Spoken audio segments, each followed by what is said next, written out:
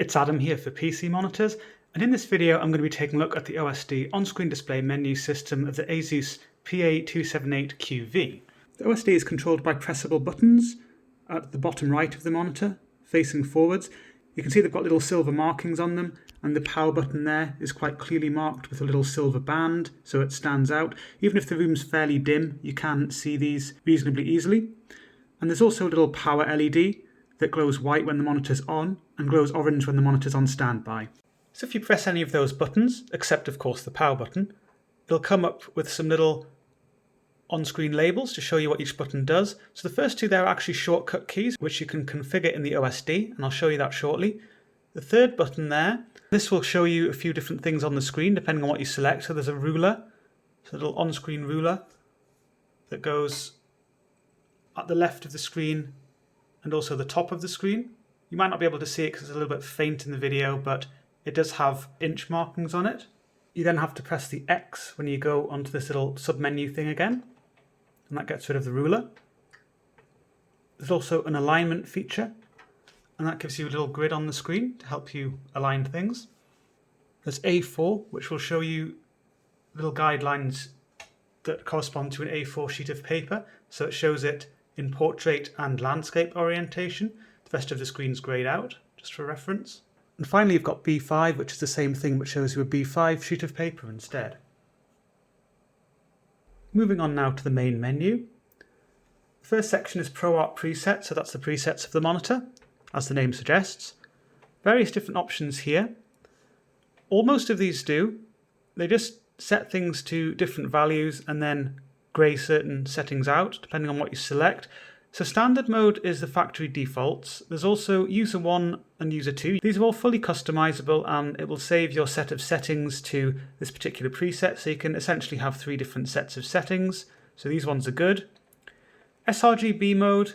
This isn't an sRGB emulation mode, although it does slightly change the color gamut, and refer to the written review for exact information about that. It sets the screen to a relatively dim brightness. You can see that it says Energy Star. So with these settings, the monitor is fully Energy Star compliant. It passes their, I think it's the gold level certification or whatever the system is they use now. But it also means that you can't adjust the brightness. You can see a lot of this ProArt palette section of the OSD is grayed out. So it's very restrictive. And in general, it's really completely pointless to use this. You should just manually adjust settings instead. There's Rec 709.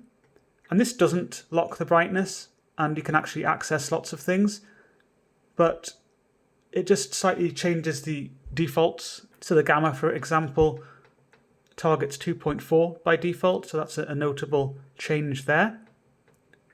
And that's usual for the Rec 709 standard. There's scenery mode, and this is a bit of an odd one. It doesn't lock off many settings except the gamma. It sets that to kind of quite a funky level really, but the main thing it does is it causes massive oversaturation. It isn't extending the color gamut. What it is doing is giving you a digital saturation boost, and a very heavy one at that. So it pulls shades closer to the edge of the gamut without expanding the gamut itself. So the most saturated shades remain the same, but less saturated shades become more saturated than they should. Things are crushed together, you lose shade variety, things look cartoonish and weird, and this nice scenery here on my wallpaper doesn't look right at all. It doesn't look natural. It looks completely artificial and again crushed together. So it might not come across on the video exactly how it looks, but to my eye it's completely garish. So this preset is utterly pointless. And bear in mind, if you do like this look, you can achieve it by just increasing saturation with the saturation slider in the standard mode or the user presets or one of the other more flexible presets. There's reading mode, and what this does is it applies a light to moderate, I would say, low blue light setting. So things appear a bit warmer and you do get a reduction in blue light. It also sets the brightness to just 8, so that's a low level, and you can see it does actually grey out various things like contrast, saturation, hue and colour temperature, and the contrast is slightly reduced as well, or it appears that way to my eye anyway. And this is just to create a more relaxing viewing experience. If you like using this setting, then by all means do. But there are some alternative low blue light settings if that's what you're interested in, and I'll show you them shortly. There's then darkroom mode. And what this does is it just sets the screen to a very low luminance level. So you can see the brightness is now set to 0, and you do retain quite a lot of control. And again, you can do all of this with manual adjustment instead. There's rapid rendering mode, and these are grayed out unless you've got adaptive sync deactivated. I'm not going to show you these in the OSD video because you will see horrible flickering, and that's all you'll see. And that's because these are strobe backlight settings, and they're explored in the written review. Next, there's blue light filter. So you can configure this between level 0 and level 4. So 0 is off, 1 is a weak effect, 2 is a bit stronger, 3 a bit stronger again, and 4 stronger again. Level 4 also locks off your brightness control and sets that to a fairly low level. So if you do like to use these settings, you might find level 3 better, and you can manually reduce the brightness there as well if you want, but you've got full control over the brightness. And it is very effective. It also imparts quite a green tint to the image. And I explore this in the written review. There is an alternative you can use, which I'll come on to shortly, and I prefer to use actually. Next, you've got ProArt Palette, and this allows you to access some of the things I've already shown you, such as brightness, contrast, saturation. So this is that digital saturation slider I was referring to just before. So if you increase this, it starts to look like scenery mode. So things are crushed together and look very artificial. But you can increase this a little bit if you like, just for the balance. And if you just make slight adjustments, it isn't too bad in terms of the loss of shade variety. And if you decrease this, you lose saturation. Things eventually become grayscale. Next, you've got your hue adjustments. Most users won't want to change this, but if you do want to do that, kind of just shifts the overall balance of the image. Of course, if you make extreme adjustments like I've done here, things look really wacky. But again, slight adjustments could fit preferences or what you need to do. And if you reduce that, it starts to go, again, wacky. So really, leaving this at 50 is what I'd recommend most people do. But this is a flexibility you're afforded if you like to play with this kind of control.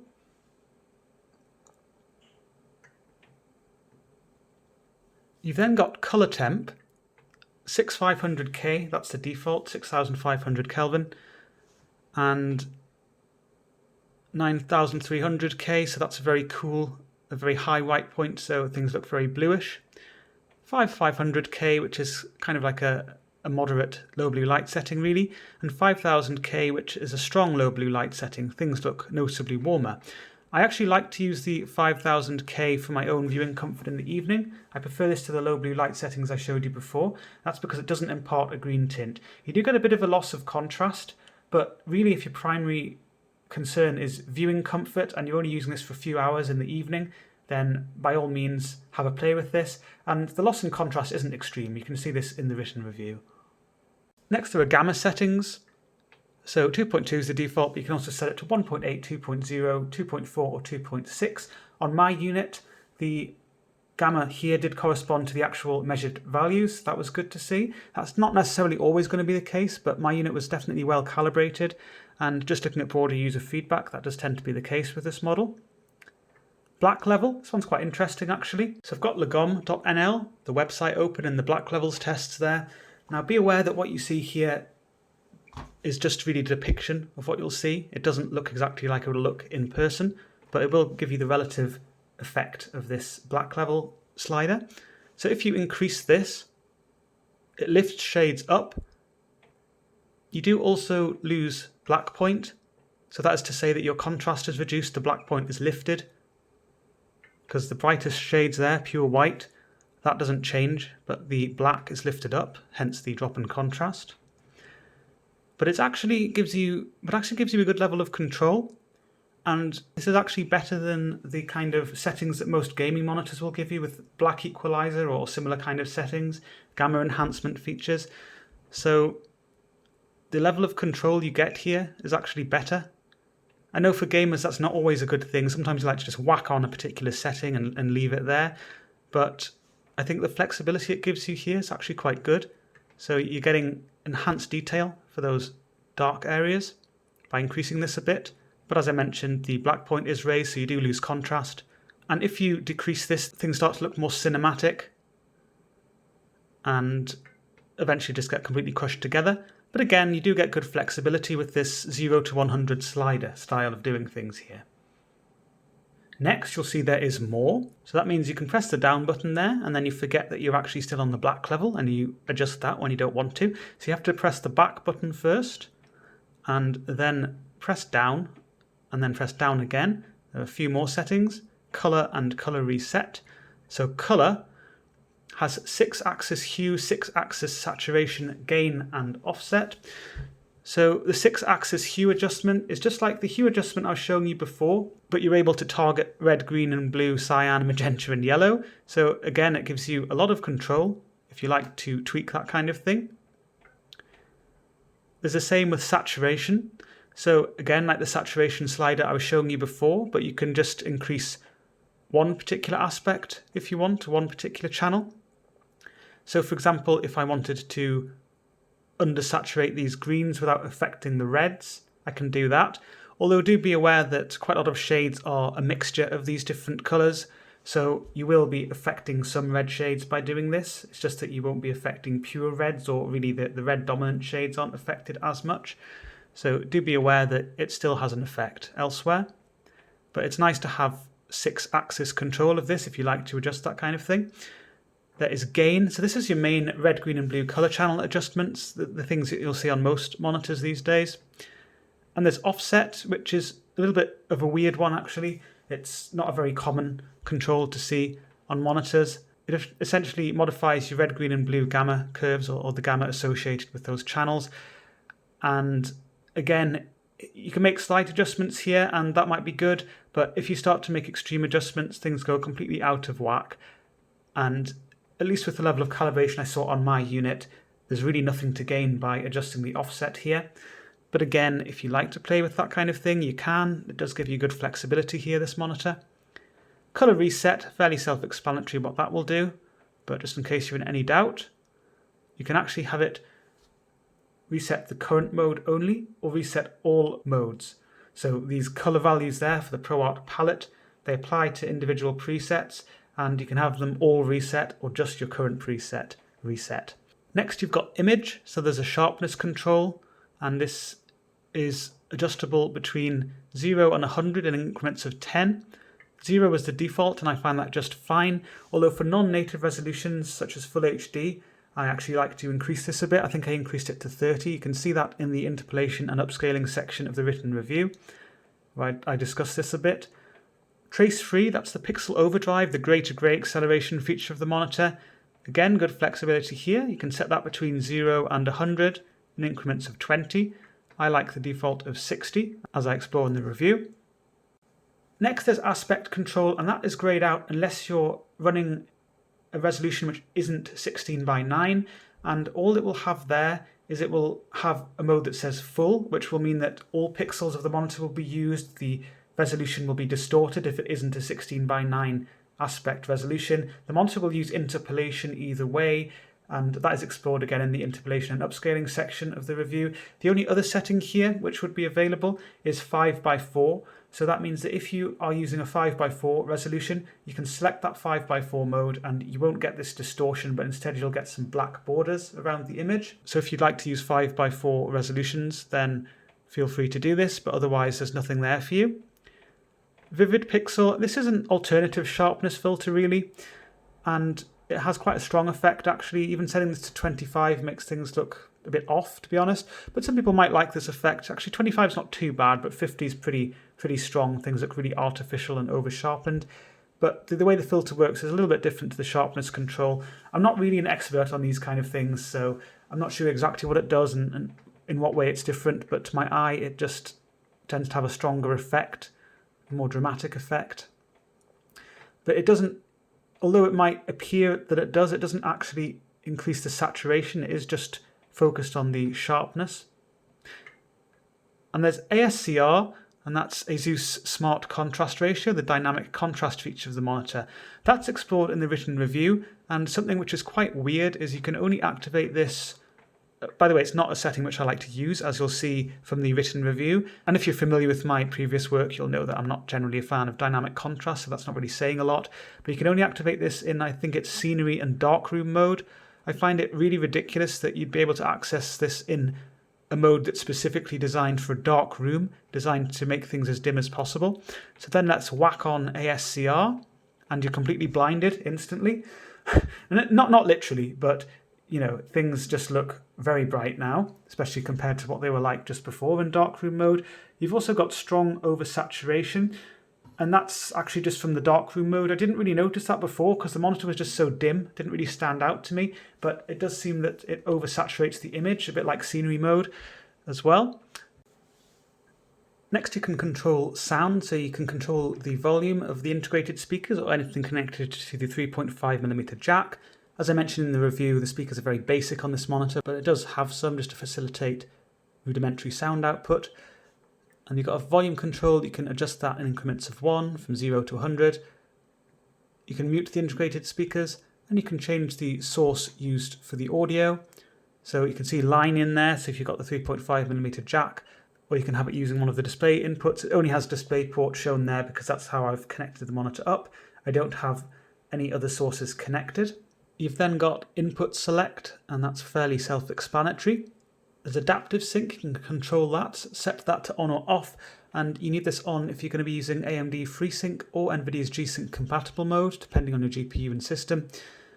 USB charging, so that means that when the monitor is in a low power state, if you have this set to on during standby, you can still use the USB ports to charge devices. If you've got this set to off during standby, then you can't do that. But what this does is it does slightly reduce the standby power consumption. It's only a fraction of a watt I'm talking about here, so it doesn't really make a lot of difference in the real world. But if you're one of those people who likes to conserve every bit of energy you can, then just set this to off during standby. I am actually using the ports at the moment to charge things when I have the monitor in a low power state, as it happens. So I will just leave this on for myself at the moment. OSD setup, so that allows you to change the timeout period, so that's how long after the last button press before the screen will automatically collapse in on itself, the OSD. Sorry, the screen doesn't kind of internally combust or anything like that, don't worry. DDC/CI, so that's part of the plug and play functionality of the monitor, and specifically it lets you use software to control the OSD, and I'm going to show you that software shortly, the main one that you use with this. It's called ASUS ProArt Chroma Tune, a bit of a mouthful, but I'll show you that shortly. Very basic software actually, doesn't have a lot of functionality, so it won't take too long to go through that. Transparency, you can change the transparency level of the OSD, set that between 0 and 100. 100 is practically invisible. 20, the default, I'm perfectly happy with, so I'll just leave that. Quick Fit, which I've already shown you, just another way of accessing the Quick Fit settings. Language, so you can change the language that the OSD is displayed in. You can change the DisplayPort version between 1.2, which is the default and gives you the full functionality of the monitor, or 1.1, which is there for compatibility if you're using an older GPU. Key lock, and this will lock the OSD, and I'm getting a bit nervous even thinking about this because I seem to recall that ASUS monitors are ones which are sometimes a bit more difficult to unlock. But it says now, keys locked, check quick start guide for information. Now, I don't know if all ASUS monitors give you this message, but I get an awful lot of comments on my videos of some ASUS monitors, people asking how do you unlock the keys. Well, it says there, check the quick start guide. It does actually tell you. Seriously, some people. Anyway, if you hold down, I believe one of the buttons, I'm not sure which one, for 5 seconds, I'm just going to try the menu button, which is the one next to the power button. So I'm holding that down. It now says key unlocked. See, I worked that out fairly quickly, but I have referenced the manual in the past. I'm not sure if you could hold down other buttons and it would do the same thing, but I just held down that menu button for, I think it was 5 seconds, and then it unlocked the keys. So there you go, that's your answer. You don't even have to check the guide. You've got more, again, more. So power indicator, if you find this little white power indicator that I showed you before annoying, then you can turn that off. So you can see that it's now switched off. So that's a nice little flexibility to have. Not all monitors let you do that. There's then information. So this shows you how you've connected the monitor up, the resolution that it's currently running at, the refresh rate. So 75 Hz, the vertical refresh rate, that's the important one. the model number, and I believe the firmware revision that is. So the refresh rate shown there is also shown there. So actually it shows most of the information in the top right all the time anyway, in grey there. And the refresh rate it shows will actually change if you've got adaptive sync active and you're within your VRR, your variable refresh rate window. So between 48 and 75 Hertz or 52 and 75 Hertz, depending on your GPU. So it will reflect that, but it doesn't update in real time. It'll only show you once you actually go onto the information section, or once you go onto the main OSD or anywhere on the OSD really. Then it will show you the frame rate at the time that you activated the OSD, but it doesn't update in real time. But it's at least a way to know that adaptive sync is actually working. And then you've got all reset. And if you press that, it just has yes or no. Thank goodness it gave me that confirmation, because I just pressed it and I really don't want to reset everything because I've got everything set up very nicely for myself. But it's quite self-explanatory what that would do. Resets everything to the factory defaults in case you're in any doubt. And then finally here you've got shortcuts. So there are those shortcut keys I showed you right at the start or near the start of the video. Shortcut key 1, which I've got set to user mode 2, and shortcut key 2, which is set to user mode 1. I know that seems backwards, but I'll show you that. It's because of how they've done them with the menu system. It kind of is done a bit backwards in my opinion, but you can also set this to blue light filter, brightness, contrast, color temp, quick fit, or one of the user modes. So these are the options there. The reason I've got user mode 1 and user mode 2, so you can see there, okay, I've changed that to contrast.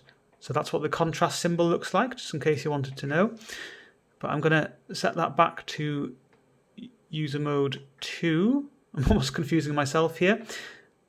Okay, so now you can see there it says 1 and 2. So it says user mode 2 and user mode 1 there, but the order there is 1 and 2, which kind of is backwards. But anyway, never mind.